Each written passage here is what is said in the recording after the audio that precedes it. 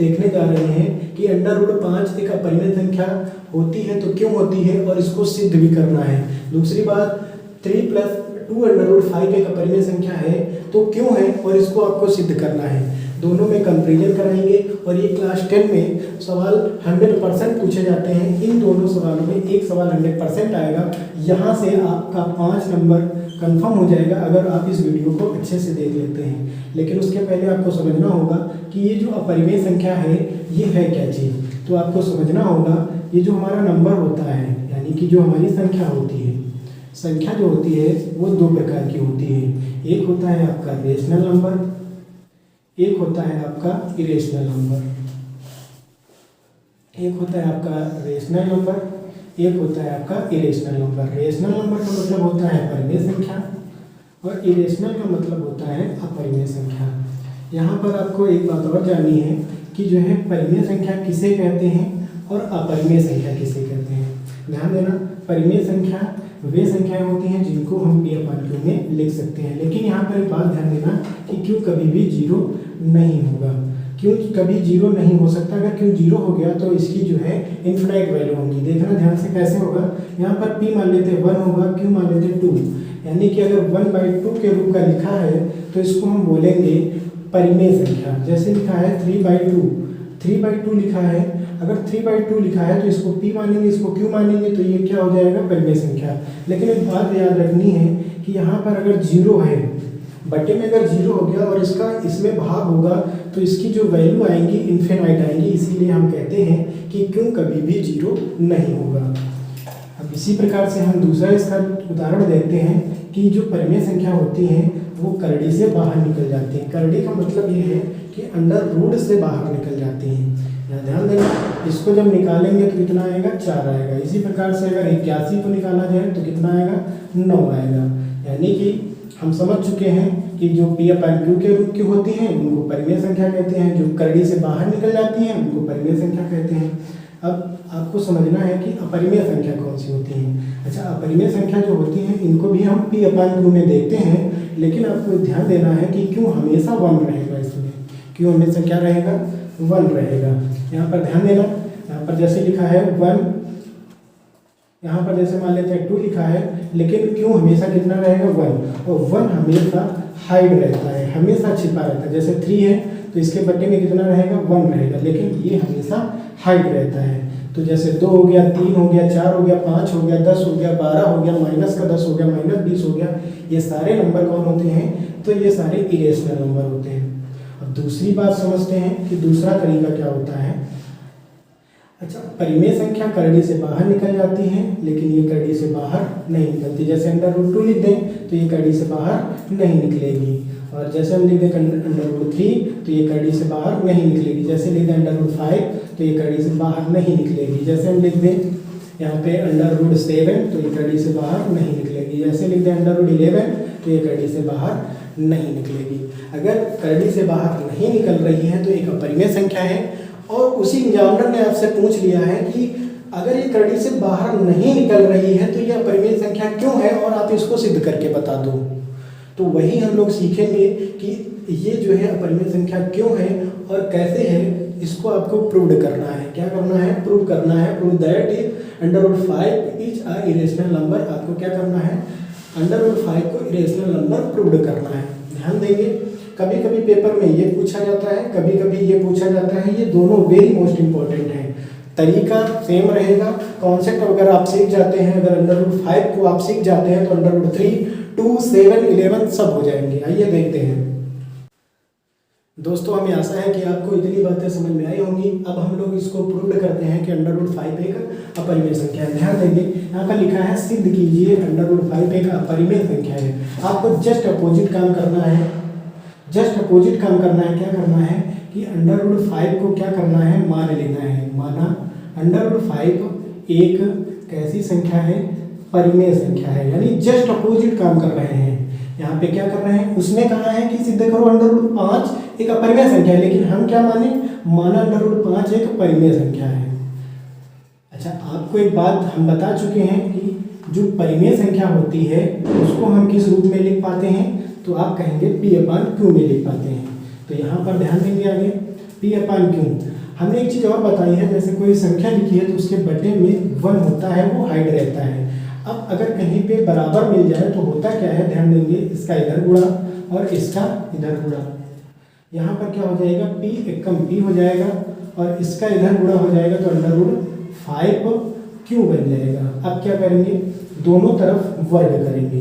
दोनों तरफ जब वर्ग करेंगे, ध्यान देना, दोनों तरफ वर्ग करने पर, दोनों तरफ वर्ग करने पर, अब दोनों तरफ जब वर्ग करेंगे, वर्ग का मतलब होता है स्क्वायर करना है। स्क्वायर करेंगे, p का वर्ग होगा तो ये p² बन जाएगा।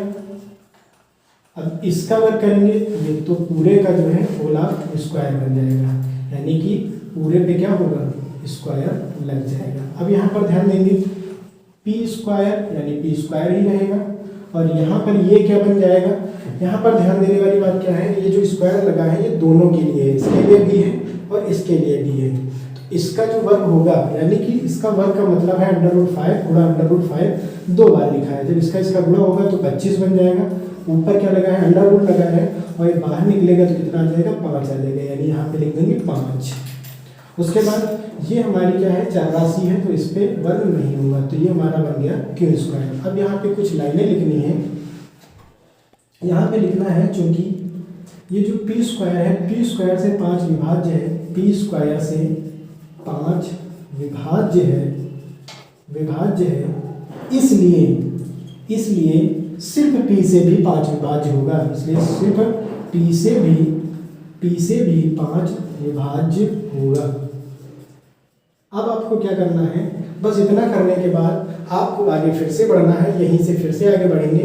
ध्यान देंगे कैसे करना है। यहाँ पर क्या करना है, यहाँ से फिर से मानना है p बराबर यहाँ पर 5 और यहाँ पर q की जगह पे आपको सिर्फ एक चीज़ बदलनी है, q की जगह पे आपको r कर लेना है। फिर से वही काम करेंगे, दोनों तरफ का वर्ग करेंगे, दोनों तरफ वर्ग करने पर। पहले भी हमने यहाँ किया है दोनों तरफ वर्ग, यहाँ पर फिर से कर रहे हैं तो यहाँ पर लिख देंगे पुनः दोनों तरफ वर्ग करने पर, दोनों तरफ वर्ग करने पर। अगर हम दोनों तरफ वर्ग कर रहे हैं तो इसका मतलब वर्ग लगाना पड़ेगा, यानी स्क्वायर लगाना पड़ेगा, तो इसका हमने स्क्वायर कर दिया। अब इसका भी जो है पूरे का वर्ग होगा, p² का वर्ग p² ही रहेगा, p² का वर्ग p² ही रहेगा। अच्छा, ये जो वर्ग लगा है इसके लिए भी है, इसके लिए भी है, यानी 5 का वर्ग तो आप कहेंगे 25 हो जाएगा, r का वर्ग यानी r का वर्ग ही हो जाएगा, यानी r का स्क्वायर ही हो जाएगा। आगे ध्यान देंगे, यहाँ पर हमको एक चीज़ देखने को मिल रही है कि p² बराबर क्या है, 5q² है, यानी कि p² की जगह पे हम 5q² लिख सकते हैं। तो लिख देते हैं 5q² बराबर 25r²। यहाँ पे जब चीज़ें बराबर में होती हैं तो कटती हैं, 5 × 25 यानी कि क्या आ गया, q² बराबर 5r² आ गया। अब क्या करना है, फिर से वही लाइनें लिखनी है, यही वाली लाइनें, सिर्फ p को बदल के q करना है। यहाँ पर लिखेंगे, चूंकि q² से 5 विभाज्य है, इसलिए सिर्फ q से भी 5 विभाज्य होगा। अब यहाँ पर देखने वाली बात यह है कि p से भी विभाज्य है और q से भी विभाज्य है, तो क्या करेंगे, लिख देंगे, अतः p और q दोनों से 5 विभाज्य है, जो हमारी अवधारणा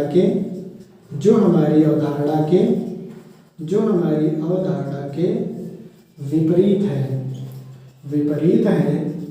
इसलिए हम क्या कह सकते हैं कि √5 जो है अपरिमेय संख्या है। हम ऊपर लिखते हैं यहाँ पे, इसलिए हम कह सकते हैं कि √5 एक अपरिमेय संख्या है। बस दोस्तों, ये जो है सिद्ध हो चुका है। अब इसी प्रकार से हम लोग करेंगे दूसरा सवाल। दोस्तों, हमें आशा है कि आपको ये समझ में आया होगा कि जो है √5 एक अपरिमेय संख्या है तो क्यों है। अब देखते हैं इसी प्रकार से, ये जो लिखा है 3 + 2 √5 एक अपरिमेय संख्या है, इसको भी प्रूफ करना है। क्या लिखा है, prove that 3 + √5 is a irrational number. इसको जो है आपको प्रूव करना है, तो ध्यान देंगे, सेम वही प्रोसेस अपनाएंगे जो हमने √5 में अपनाया था।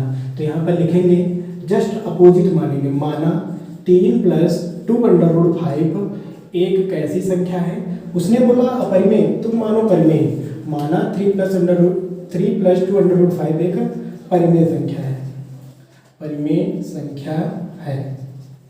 अच्छा, यहाँ पर आपको एक काम करना है, परिमेय संख्या आपको पहले से हम बता चुके हैं कि परिमेय संख्या को हम जो है P/Q में लिख सकते हैं।